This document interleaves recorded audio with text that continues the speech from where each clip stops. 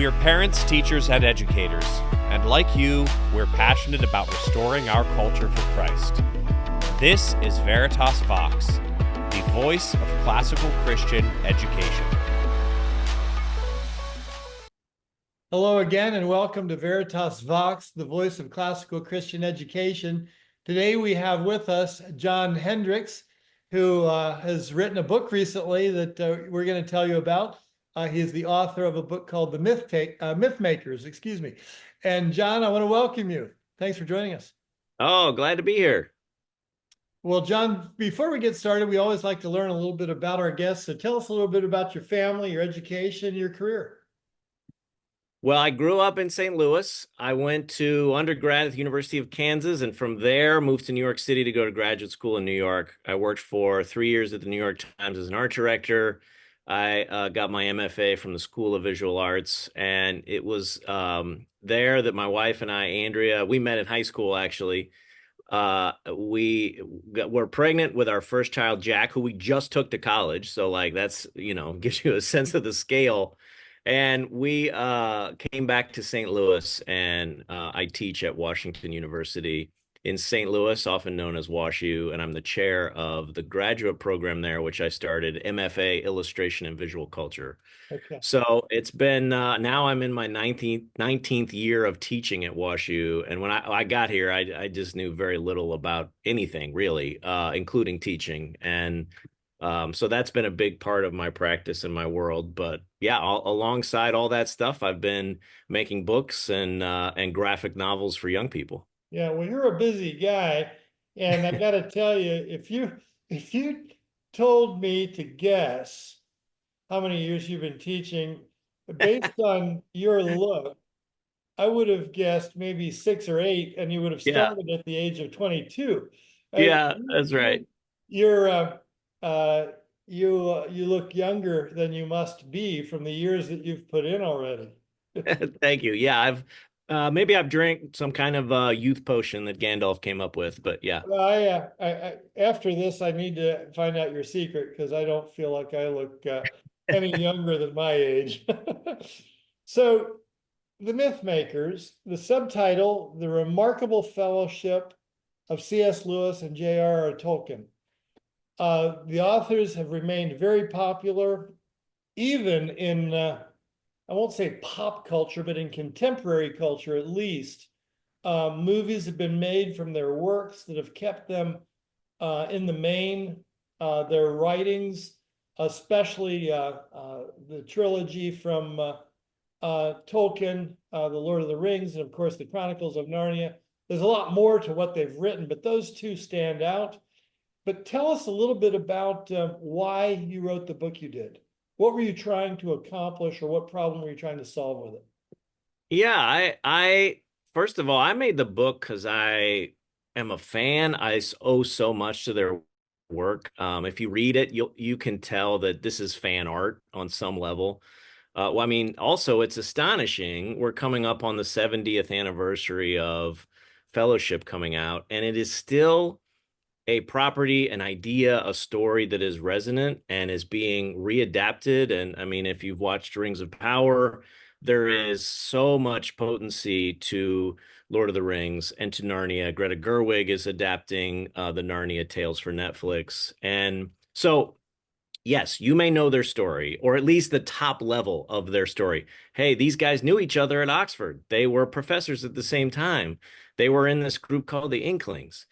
And yes, that is all true. But the real full story of their fellowship is much more interesting. And the conclusion, the thesis of the book is that they would not have had the success that they came to know later in their life if they had not met the other person, and that their fellowship itself was the key and the lock that opened the door to the stories and the worlds that they built. Well, I want to help you sell books, but you've also got me curious. So maybe without blowing it with the punchline, and I realize that it's fiction, excuse me, that it's nonfiction, so it doesn't quite work that way. But I'm curious to learn more about that relationship that fed each other's imagination and helped produce books like the ones that we've grown to enjoy. Yeah, I mean they were essential to one another's story. And the metaphor I think that works is if you've read Lord of the Rings, Galadriel gives the fellowship sort of gifts for their journey. And as you read the story, you realize that, she kind of gave them the perfect gift to help complete the tale. And for Lewis and Tolkien, that's exactly what they did. For Tolkien, he needed someone who was a pure encouragement, who was just like a fan of his work, because he was such a notorious reviser. He second guessed himself. He noodled things to death. Um, Somebody he that said, "Leave it alone. You have it now." Yes, yes. Basically, Lewis said famously, no one could ever influence Tolkien, purely influence him.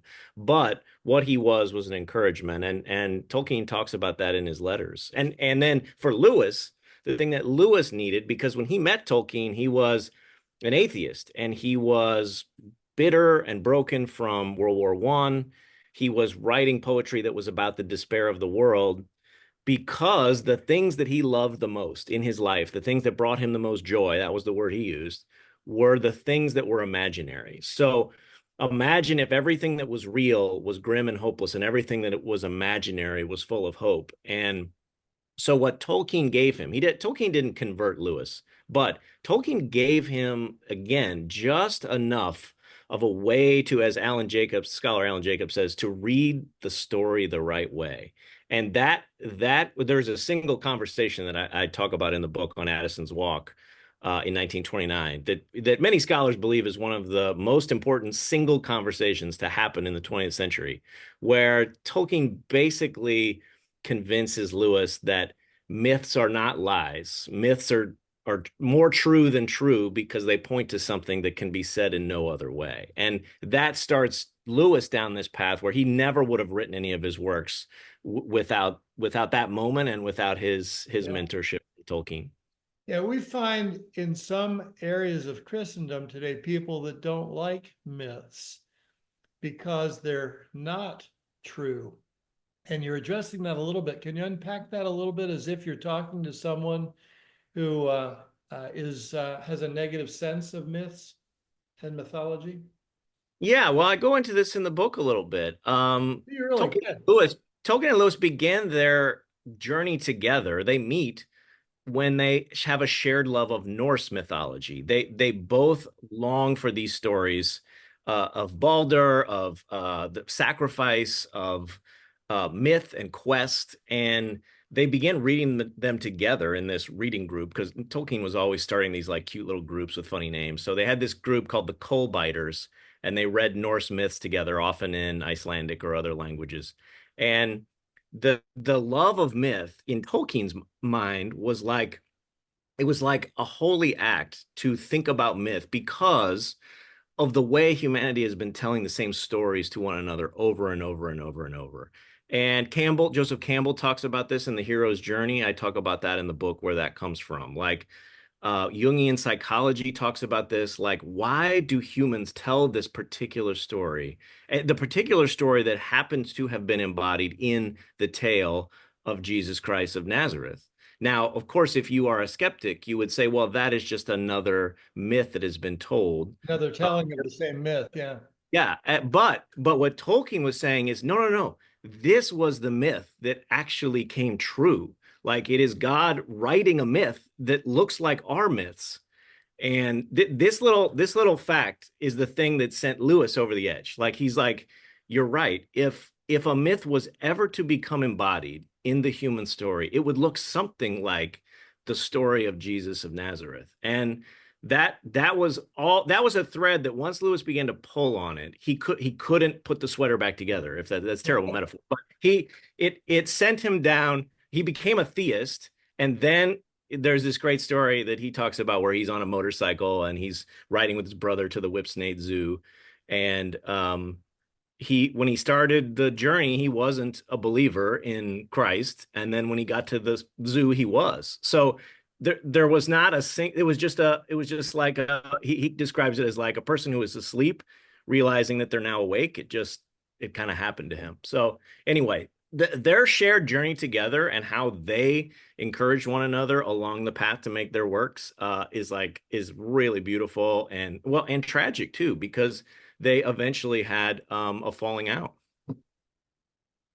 Was Tolkien raised in a believing home? How did he come to faith? You're talking about Lewis coming to faith later in life, and Tolkien was a believer. What's his background there?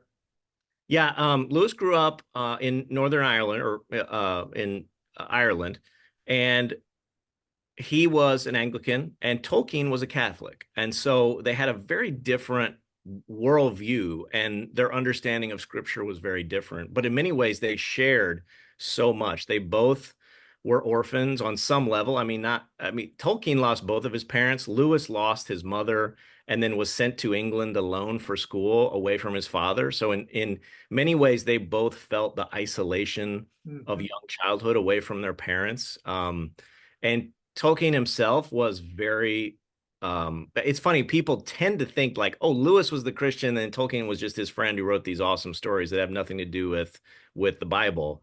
But I could make the argument that Lord of the Rings is much more infused with gospel ideas than even Narnia.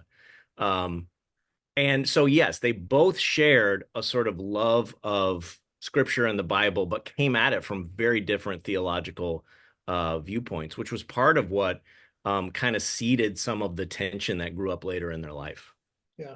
But when I'm talking to an author about a book that just came out, I generally have two questions. One is, what would you do differently if you did it today? But today's only one day from yesterday when it came out.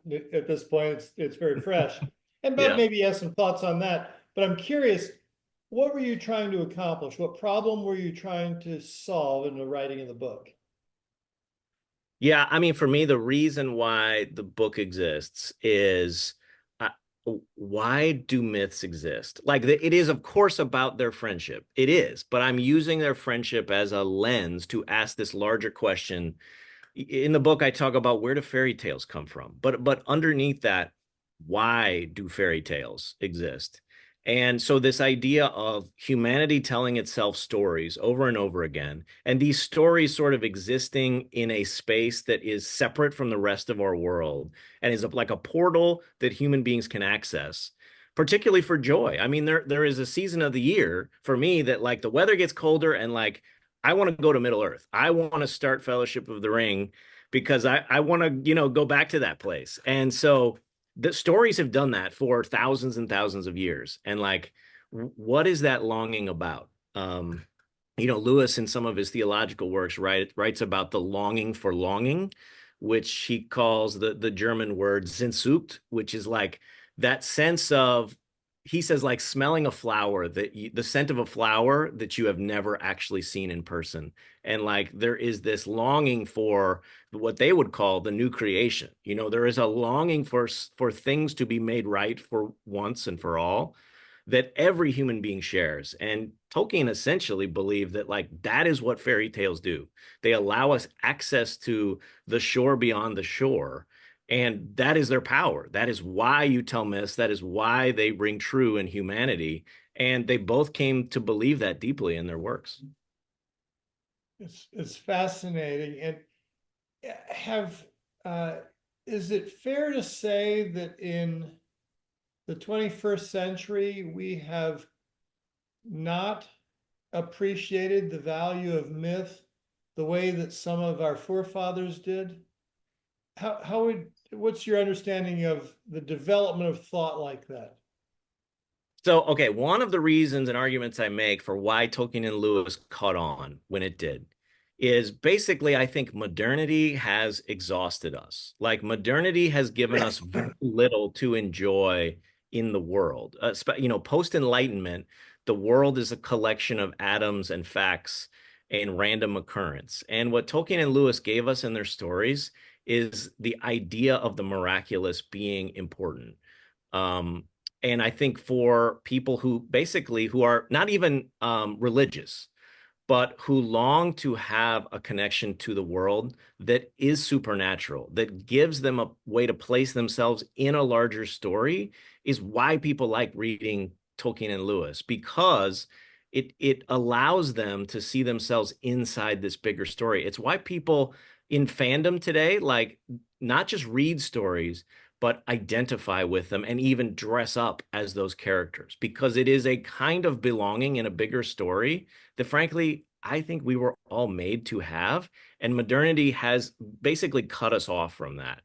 And so, I mean, Tolkien, along with Star Trek, Tolkien and Star Trek introduced the concept of fan culture to us right at the moment at the end of World War II, where suddenly the miraculous was extinguished. And I think that's why these tales endure. I think that's why people still love them. And that's why I think they're valuable, and everyone should read them. Yeah. You chose to do it in the form of a graphic novel. Graphic novels become very popular in the last few years. They've been around longer than that, longer than most people realize. But what was it about the graphic novel format that attracted you to this book? It seems a little bit of a contraction of two things that don't always go together. Yeah. Well, I mean, the truth is that I make drawings. I mean, I think of myself as an artist before anything else. And so everything that I do has a visual form and usually starts in a visual form. And so for me, the choice is not like, what form am I going to use necessarily to make this story work, but like, what kinds of ideas really lend themselves to a visual adaptation. And so this story particularly needed a visual frame, because you might be shocked to learn this, but like a graphic novel about two guys that mostly sat around and talked their whole life is not super interesting. Like two or three pages of that, of them at the Eagle and Child chatting, is kind of fun, and I give you that in the book a few times. But really, you can't have 300 pages of that. So No, you can't. no, the frame of that had to involve these two characters, Lion and Wizard, which act as avatars for Tolkien and Lewis. And you can go on some of the adventures that Lewis and Tolkien are talking about with Lion and Wizard, and it allows you a different way to process the story, and I think a more effective way. Because I read a lot of books for this, and like, they're dense, they take a long time to get through, and what I want is a way for people to absorb this story and be kind of submerged in the visuality of it as much as the facts. Yeah. But so how does the graphic element, along with what you've written, come together, and what do you hope? What would you say this is a home run in terms of cultural impact as a result of the book? I mean, honestly, I think if I'm talking to my goal, not just like, hey, do people get the story? Do people learn a little bit more? Yes. But there's a moment in the book where Tolkien lands basically the thesis of the story, which is God writes myths and we make myths because we were made by a myth maker. That was Tolkien's line. And then he tells Lewis, Christ is the myth that came true. And again, if someone can read this book who has hated religion and made the connection that Lewis himself made when he was in his late 20s of like, I love these stories. Why do these stories mean so much to me? And like, is it possible that the greater, like, capital S story of the universe might involve me and might involve the incarnated God in a little town called Nazareth?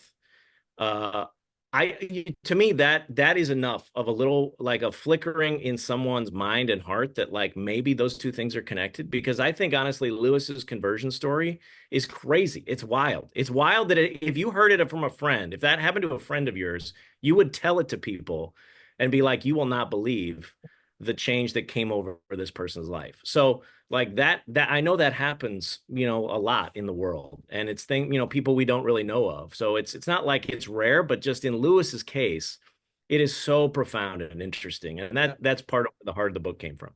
Well, I'm stuck on something here. Being the good Presbyterian that I am, thinking in terms of propositional truths, you're talking about Christ as the greatest myth. Help me connect those ideas. Hmm. The Yeah, idea of well, mythology becoming true, and the fact that this yeah. is theology at its finest, and it has propositional elements to it as well.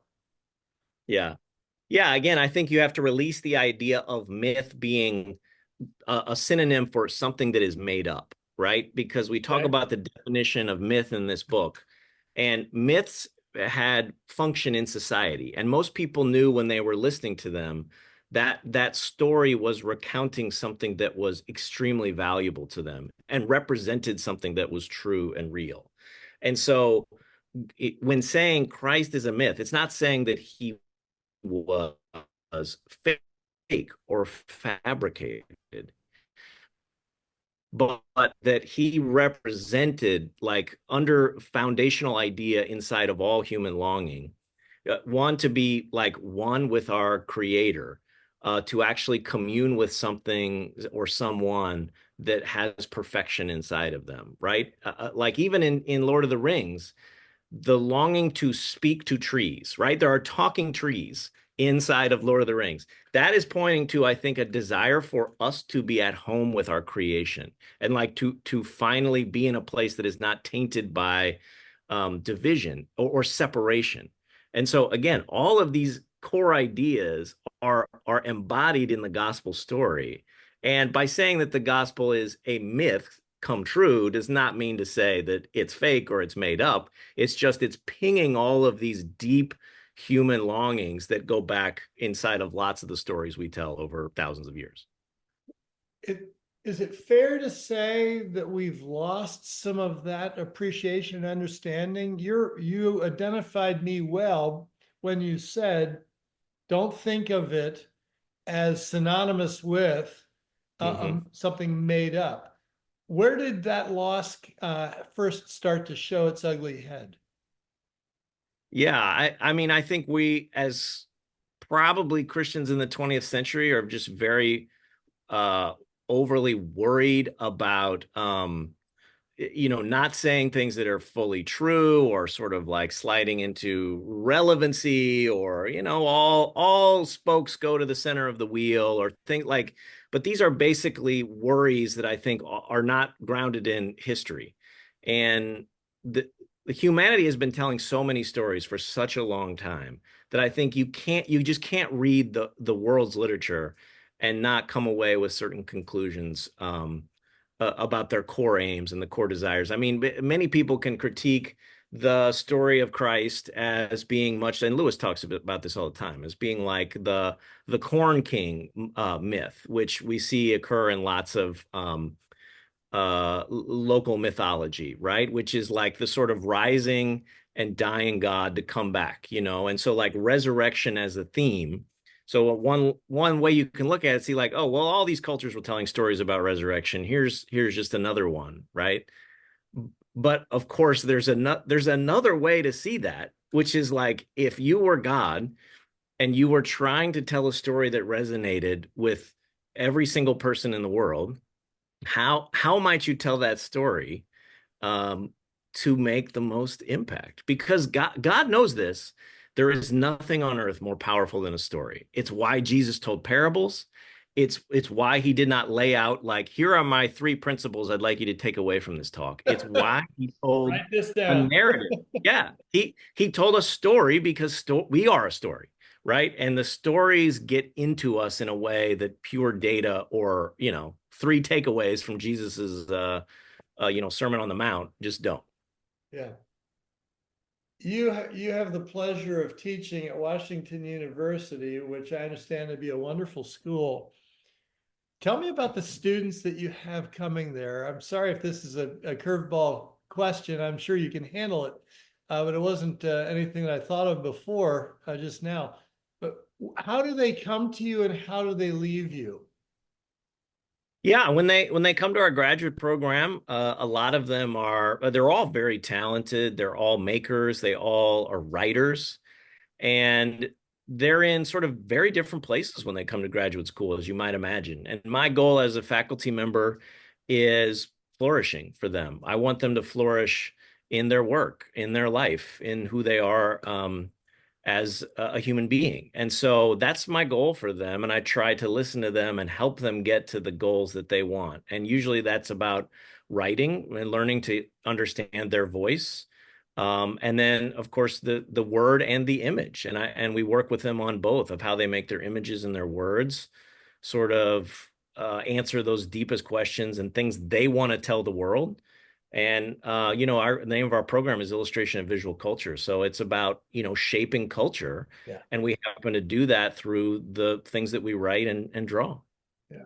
What's fascinating to me, and this is what I love about talking to people like you, is not only are you an instructor in a category of influence, but you are a doer. You use the term maker, and I love that term. My best college professors were people who did what they were teaching. My business law course was a lawyer. My first accounting course was a CPA, and it brought a reality and a significance to those disciplines. How do you think that's impacted you and your ability to help others grow in their appreciation of mythology, of illustration and writing connected with it? Mm-hmm. Yeah, I mean, I bring I can think a lot of skill sets to the classroom from different. I mean, I worked as an art director at the New York Times. I worked in design for a while, but again, all the things when I'm in the room with a student, it would be I just really have a mode of really trying to love them and love their work, listen to what they are saying, to be a positive presence. And like, I think most teachers need to be different than art directors. Art directors are like, hey, this works, this doesn't work, make this red, make that bigger. Whereas a teacher is trying to look at the things you make and not just see what you made, but see what you were intending to make and sort of project what is the body of work you might make down the road and help the student try to see that as a real thing. Because most of the time they are stuck in the present form of the stuff that they have just made on that literal piece of paper. And so giving them a lens to see the larger scope and body of their work, I think is one of the great blessings a teacher can give a student, because it's a kind of generosity to their future work that the artist may not have themselves for their own work. And so I that is something I try to do when I'm meeting with young people. Yeah. I'm fine. I'm curious. I don't know what your background is with regard to classical education, but it's been around long enough to where you would have certainly had students that came up in that revitalized transition. I'm curious if you found them to be of a particular ilk, or do they present any particular advantages or disadvantages for you? Yeah, I know a little bit about classical education. I've got a friend in North Carolina that works at a classical school, and I did not go to one, so I have admiration for it, but not a lot of experience. So I think, in general, the liberal arts as an idea is a really good thing, and reading the classics, learning to read, learning to write, learning about language. I mean, Tolkien himself wrote all of Lord of the Rings, all of it, because he basically wanted to have an in-universe explanation for the greeting, "A star shined on the hour of our meeting," right? He wanted that to make sense. He wrote a language to make that phrase make sense. The early forms of Elvish in his Fëanorian script, the elves, the language that the elves speak, needed a world to exist in, right? So and then he made the world around the language, which he made around this desire Oh, to yeah, have this fascinating. beautiful greeting make sense, right? So all of that was logos. It was all derived from the word. And whereas Lewis, I talk about this in the book, he was all about mythos. He was all about story and the cloud of story. And so he did not construct his own work the same way. So again, all this is to say is that when we read, when we learn, we realize how different our brains are made, and that the only way you can experience that stuff is to read a lot of different things and to learn a lot of different things that maybe don't seem real vocational. And again, trying to encourage young people to not think about a job until the very end of their education is probably the best route for making sort of complete human beings. Yeah, that's a wonderful, wonderful place to leave things. because that's what we're trying to do. We're trying to help people realize their full potential. And you've done a wonderful job in both illustrating that, writing about it, and then teaching about it. Thank you so much for Thank joining you. us. Glad to be here. Hopefully motivated many of us to get a hold of the Mythmakers and learn more. That's been great. Thank you so much for joining us. Glad to be here. Thank you. And folks, thank you again for joining us on another episode of Veritas Vox. We look forward to seeing you next time. Bye-bye.